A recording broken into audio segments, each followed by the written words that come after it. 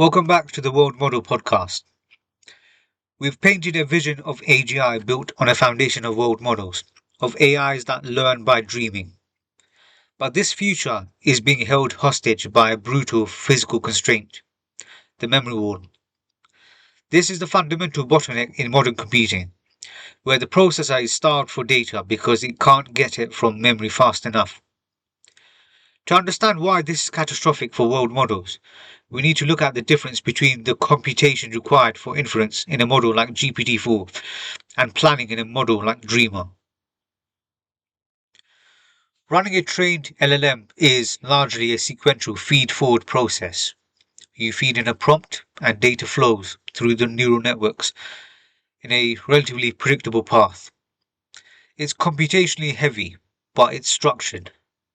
This is perfect for the architecture of a GPU, which is designed for massive parallel linear algebra operations. Now consider planning in a world model. This AI is at a state. It needs to imagine the consequences of 100 different actions. Each action requires unrolling the world model multiple steps into the future. This is not a single stream of computation. It is a vast branching tree of possibilities. Each branch requires holding the entire state of the simulated trajectory in working memory. This creates an explosion in memory bandwidth and capacity requirements.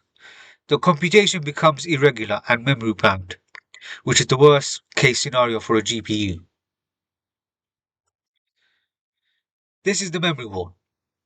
The GPU's raw computational power is useless if it is sitting idle, waiting for data from its comparatively slow memory subsystem.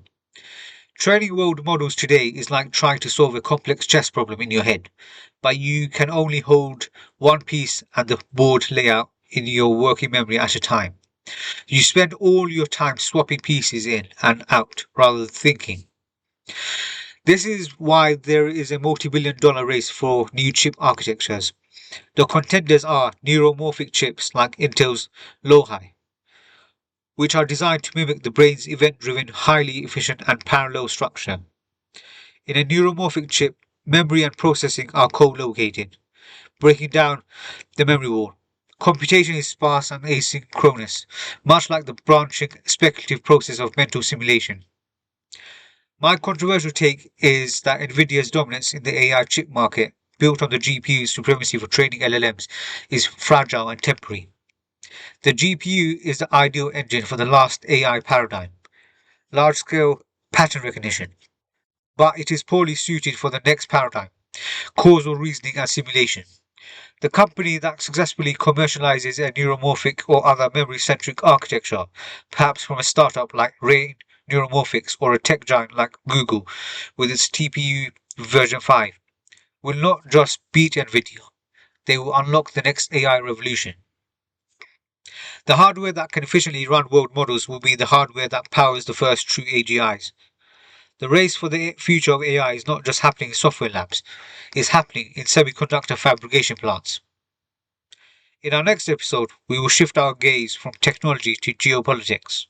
We will examine a nation that has made the development of world models a central pillar of its national strategy, China. This is the World Model Podcast. We follow the trail from silicon to mind. Subscribe for the complete story.